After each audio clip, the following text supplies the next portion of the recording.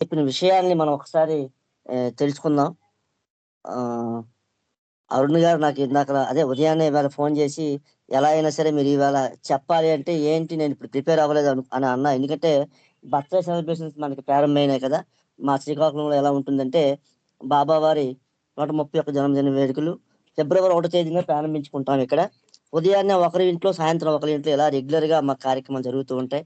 మధ్యలో కొన్ని సెంటర్‌లో కార్యక్రమాలు ఇవన్నీ ఉండగా అంటే ఆమె ఆల్రెడీ మొన్న మనం గత నెలలో బాబావారు సూచించిన ద్వాదశ మార్గాల కోసం మనం తెలుసుకున్నాం కదా! అందులో తపన కోసమే మీరు ఆల్రెడీ ప్రిపేర్ అయ్యి ఉన్నారు కదా! అదే మళ్ళీ చెప్పండని అరుణ్ గారి ద్వారా బాబా నన్ను ఆదేశించినట్టుగా భావించి నేను ఈరోజు మళ్ళీ ఆ తపన కోసం చెప్పడానికే సాహసం చేస్తూ ఉన్నాను. బాబావారు మనకు చెప్పినట్లు భగవంతుని ప్రేమించుటయే జీవిత లక్ష్యం. భగవంతునితో ఐక్యమగుటే జీవిత గమ్యం అని బాబా మనకు చెప్పడం జరిగింది. అయితే ఈ సృష్టి ఏర్పడింది. ఆ గమ్యాన్ని మనం పొందడానికే ఈ సృష్టి అంతా ఏర్పడింది. ఆ గమ్యాన్ని చేరడానికే ప్రతి జీవి కూడా ఈ సృష్టిలో జీవిస్తూ ఉంటుంది. ఈ సృష్టిలో జీవించే ప్రతి జీవి కూడా ఈ ప్రాపంచిక సుఖాలకు, ఈ విషయ వాంఛల ద్వారా అనేక జన్మల ద్వారా అనుభవించిన తరువాత వాటిపై మనసు మరలి విరక్తి కలిగి మానవ రూపంలో జీవాత్మకు తన లక్ష్యం, గమ్యం గురించి ఉత్కంఠ కలుగుతుందట. అప్పుడు అసలైన ఆధ్యాత్మిక ప్రయాణం ప్రారంభమవుతుందట. ఈ బాబా చెప్తున్న మాటలే ఇవి. అలా గమ్యం వైపునకు మరలిన మనస్సుతో జీవాత్మ పరమాత్మలో ఐక్యం కావడానికి చేసే ప్రయాణంలో గల మార్గాలే మన బాబావారు సూచించిన 12 మార్గాలు. బాబా చెప్పారివి. అవేంటంటే బాబావారు సూచించిన ఆ ప్రయాణానికి సంబంధించిన మార్గాలు మొట్టమొదటిది తపన. రెండోది ప్రశాంత చిత్తత.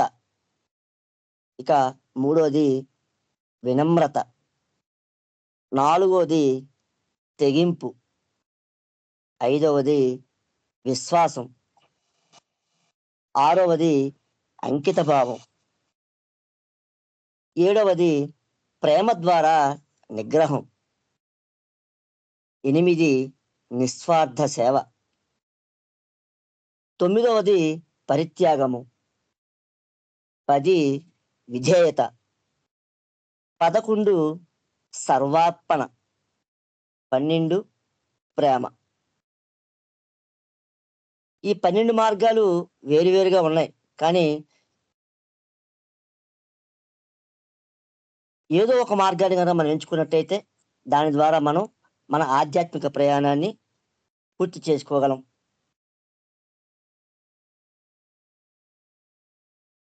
ఏదో ఒక మార్గాన్ని మనం చిత్తశుద్ధితో పరిపూర్ణంగా ఆఖరిదాకా మనం ప్రయాణం చేస్తే గనక, ఆ మార్గాన్ని అనుసరిస్తే గనక మనం మన గమ్యాన్ని చేరవచ్చు. మన గమ్యం ఏంటి?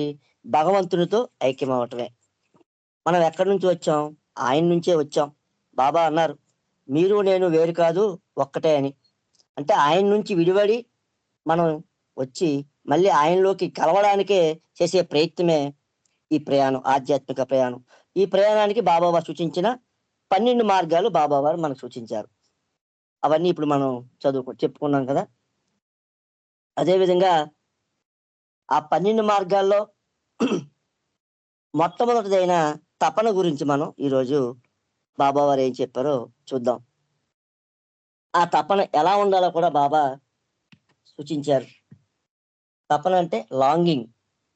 ఈ లాంగింగ్ ఎలా ఉండాలి అంటే బాబా బాబావారు మనకి ప్రవచనాలని ఒక మంచి గ్రంథం. బాబా స్వయంగా రచించిన గ్రంథం అది. అందులో 'the stages of the path' మార్గంలోని సోపానాలు అనే ఒక అధ్యాయంలో బాబా చాలా వివరంగా ఈ తపన కోసం చెప్పడం జరిగింది.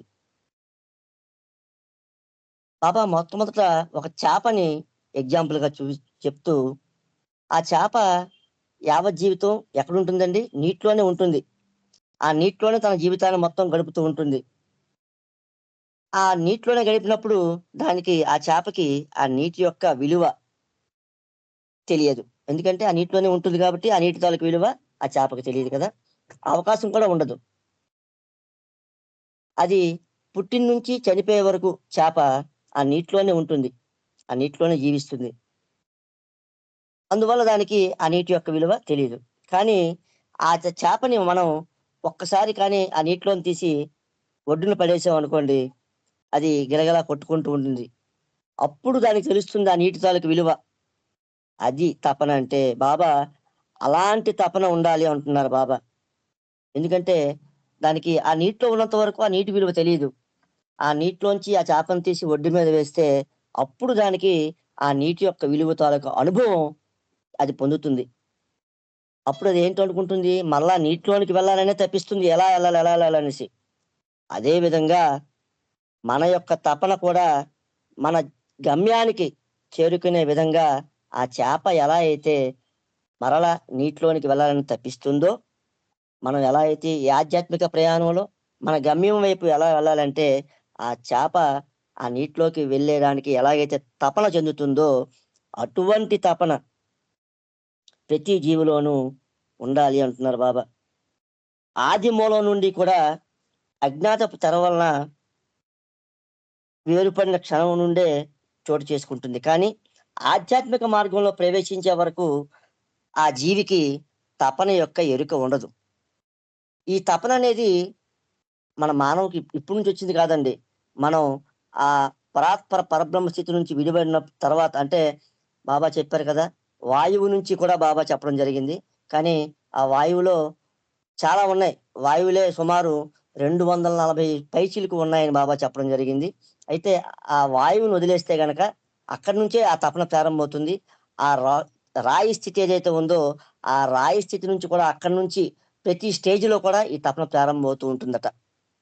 తపననేది ఇప్పుడు కాదు అప్పటినుంచి కానీ వాటికి ఆ తపన అనే అవి ఆ స్టేజెస్‌లో రాతి నుంచి మానవుడిగా వచ్చే ఈ స్థితిలో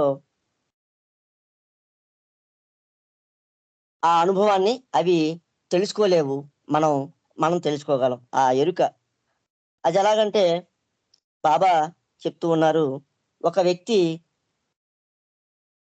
ఒక ట్రైన్‌లో ప్రయాణం చేస్తున్నాం అనుకుందాం.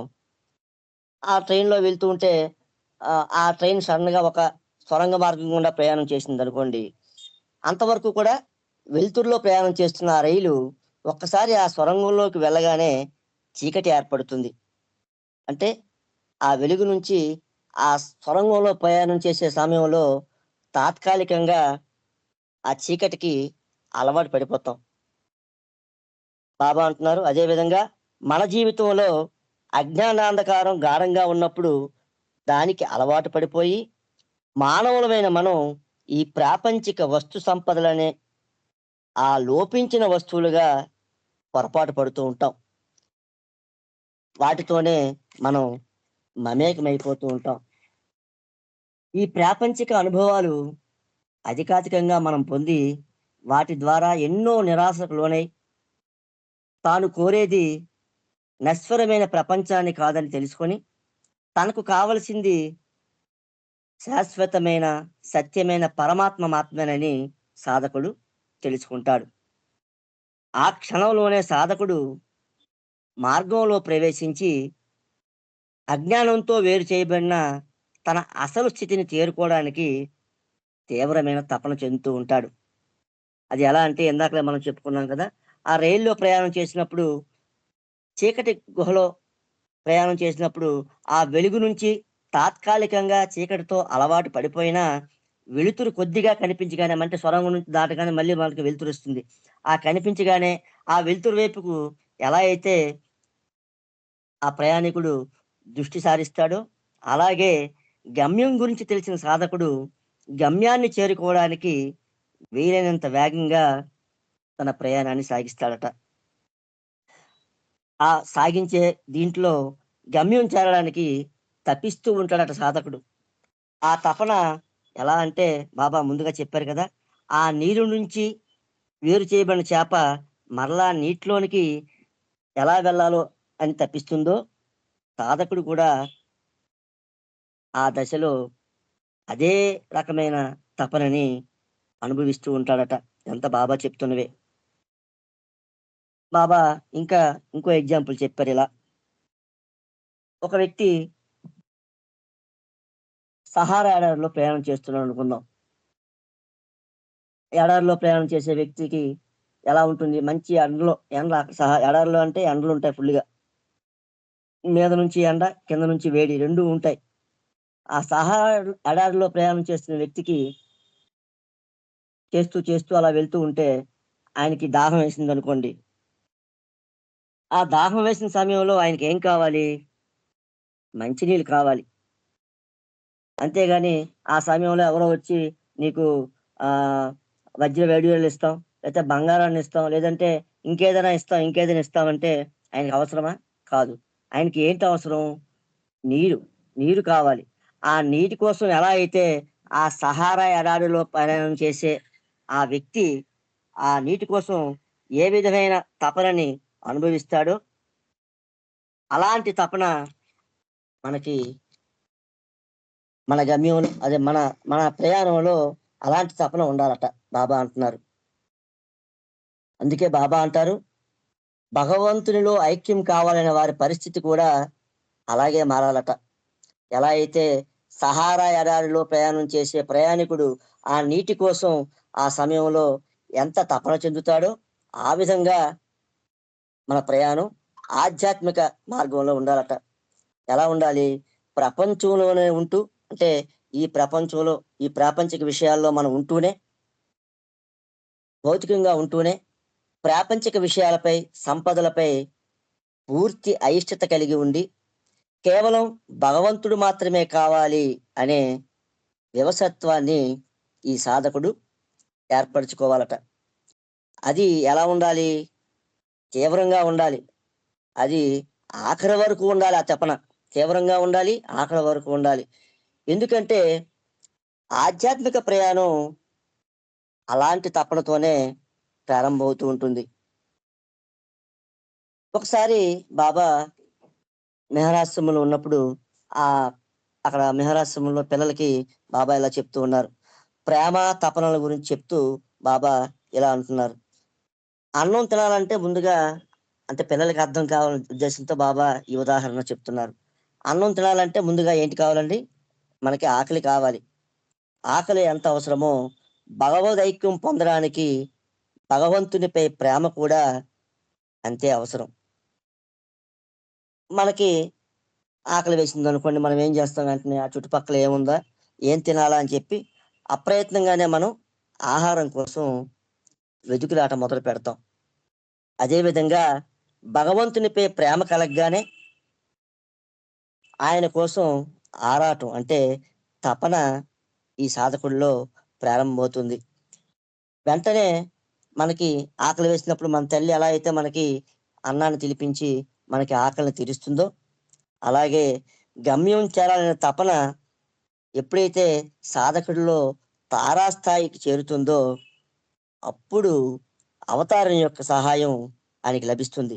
ఆ అవతారం యొక్క సహాయంతో ఆ సాధకుడు భగవదైక్యాన్ని పొందుతాడు. అంటే అంత తపన ఉండాలి. ఆ తపన ఉన్నప్పుడే అవతార్ యొక్క సహాయం మనకు లభిస్తుంది. అప్పుడు ఆటోమేటిక్‌గా మనం ఆయన స్థాయికి ఆయనే భగవదైక్యం చేసుకుంటారు.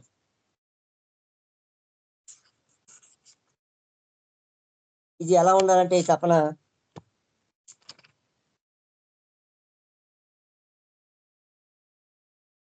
భగవంతునితో ఐక్యమైన ఈ తపన ఎలా ఉండాలంటే నిరంతరాయంగా ఉండాలి. అది తప్ప ఇతరమైన ఆలోచనలు ఏవి ఉండకూడదు. ఈరోజే, ఇప్పుడే, ఈ క్షణమే నేను భగవంతునితో ఏకం కావాలి అనే ఆలోచన తప్ప మనస్సులో, హృదయంలో ఏ ఇతరమైన ఆలోచనలు ఉండకూడదు. అలా ఆ ఆలోచనలతో ఎన్ని సంవత్సరాలు, ఎన్ని గడిచిపోయినా కూడా మన యొక్క తపన, సహనం సడలకుండా ఆ గమ్యం వైపే ఉండాలి. అయితే ఈ తపన ఆరంభంలో చాలా ఎక్కువగా ఉంటుందట బాబాయ్ చెప్తున్నారు. కానీ అది ఆ తపన క్రమంగా తగ్గిపోయి చల్లబడిపోతుందట. ప్రారంభంలో చాలా ఉత్సాహంగా ఉంటుంది. తొందరలో భగవదైక్యం సిద్ధిస్తుంది అనే ఒక నమ్మకం కూడా ఏర్పడుతుందట సాధకుల్లో. కానీ కాలం గడిచే కొద్దీ ఆ ఉత్సాహం చెదిరిపోతుందట. అలా కాకూడదు. సహనాన్ని కోల్పోకుండా భగవంతునితో ఐక్యమవ్వాలనే తపన ఎప్పుడు కూడా సాధకుడిలో ఒకే రకమైన విధంగా ఉండాలట. దానికి బాబా ఏమంటారంటే, ఆ తపన ఎలా ఉండాలంటే బాబా ట్రై చేయమంటారు. Try try try try try అంటే టీ అంటే ఇంగ్లీష్లో ట్రై అంటే టీఆర్వై ట్రై కదండి. టీ అంటే ట్రూ నిజమైన, ఆర్ అంటే రియల్, వై అంటే యార్నింగ్. అంటే మన తపన అలా ఉండాలి. True real yearning. ఇది బాబా చెప్పింది. మన ట్రై మన తాలూకా ఆ ఆ ప్రయత్నం ఆ విధంగా ఉండాలట బాబా చెప్తున్నారు. కాబట్టి మనందరం కూడా బాబా వారు సూచించిన విధంగా మన యొక్క తపనని ఆ విధంగా ఆ తపన ద్వారా అందరిలో తపన ఉంటుంది. అది వేరు వేరు స్థాయిల్లో ఎవరి స్థాయిలో వాళ్ళు ఉంటుంది. ఈ తపన బాబా వారు చెప్పినట్టు ఆ రాయి స్టేజ్ నుంచి కూడా స్టార్ట్ అవుతూ ఉంటుంది. అలాగే కాబట్టి మనం బాబా వారు మీద మనకున్న తపనని పెంచుకుంటూ బాబా వారి సాన్నిధ్యంలో గడపడానికి ప్రయత్నం చేద్దాం. అవతార్ మెహర్ బాబాకి జై. జై బాబా అండి. ఆ, ఇంతకన్నా నేను చెప్పలేను, ఎందుకంటే నేను స్పీకర్ని కాదు. ఏదో అరుణ్ గారు ద్వారా బాబా నాకు ఆదేశించినట్టుగా భావించి ఈ విషయాన్ని నేను మీ అందరితో పంచుకోవడానికి మాత్రమే నేను సాహసించాను. అయితే ఈ తపన కోసం ఒక్క చరణాన్ని పాడుతాను, ఎందుకంటే ఈ మధ్య సినీ ద్వారా ఒక కొత్త పాట రాయబడింది. అందులో ఒక చరణాన్ని పాడి నేను ముగిస్తాను. నరజన్మము వృధా కారాదెప్పుడు, వృధా కారాదెప్పుడు. పురుష జన్మైన పడతి జన్మైన, పడతి జన్మైన పురుష జన్మైన వృధా కారాదెప్పుడు. ధన్యము కావాలిప్పుడు, గమ్యము చేరాలెప్పుడు. నరజన్మము వృధా కారాదెప్పుడు, వృధా కారాదెప్పుడు. కర్మలెటులున్న కోరికలెటులున్న, బంధాలెటులున్న బాధ్యతలెటులున్న. కర్మలెటులున్న కోరికలెటులున్న, బంధాలెటులున్న బాధ్యతలెటులున్న. అన్నీ మాయేగా, అన్నీ మాయేగా, భ్రమలో భ్రమలేగా. అన్నీ మాయేగా, భ్రమలో భ్రమలేగా. దేవుని సన్నిధి చేరే దారులు వెతకవదేలా, అన్వేషించవదేలా. నరజన్మము వృధా కారాదెప్పుడు, వృధా కారాదెప్పుడు, వృధా కారాదెప్పుడు, వృధా కారాదెప్పుడు. అవతార్ మెహర్ బాబాకి జై. ఈ తపన మనందరిలో కలిగించి బాబావారు ఈ ఆధ్యాత్మిక ప్రయాణంలో మనందరినీ ఆయన వైపు తీసుకెళ్లే విధంగా ఆ శక్తిని, ఆ తపనని మనందరిలో కలిగించాలని కోరుకుంటూ నాకు ఈ అవకాశం ఇచ్చిన మీ అందరికీ కూడా జై బాబాలు. అవతార్ మెహర్ బాబాకి జై. జై బాబా అండి. జై మెహర్ బాబా అండి సాయి గారు. నేను స్పీకర్ని కాదు అంటూనే చక్కగా అత్యంత ముఖ్యమైనటువంటి విషయం తపన, అసలు జిజ్ఞాస, తపన ఇవన్నీ కూడా లేకపోతే అసలు మనం ఆధ్యాత్మిక మార్గంలో ఒక్క అడుగు కూడా ముందుకు వేయలేం. చాలా ముఖ్యమైనటువంటిది అది ఆ తపన అనేది. తపన లేకపోతే మనం ఏం చేయం. బాబా మీద తపన లేకపోతే ఏ కార్యక్రమం చేయగలం మనం, ఏ పని చేయలేం కదా.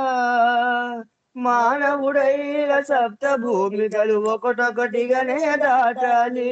మానవుడైన సప్త భూమికలు ఒకటొకటిగానే దాటాలి. ప్రభువులో లీనం కావాలి, ప్రభువులో లీనం కావాలి. నీ వచ్చిన చోటకి చివరికి నీవు చేరే తీరాలి. నీ వచ్చిన చోటకి చివరికి నీవు చేరే తీరాలి. విధిగా చేరే తీరాలి. అందుకు మెహరు కడే దారి, అందుకు మెహరు కడే దారి, అందుకు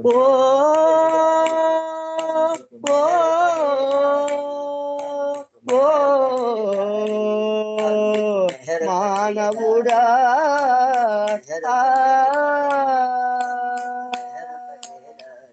అందుకు మెహరు కడే దారి, అందుకు మెహరు కడే దారి.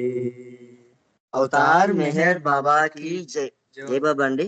ఇది యాప్ట్ గా ఉంటుందని ఈ సాంగ్ పాడడం జరిగింది. జై బాబా. అవునండి.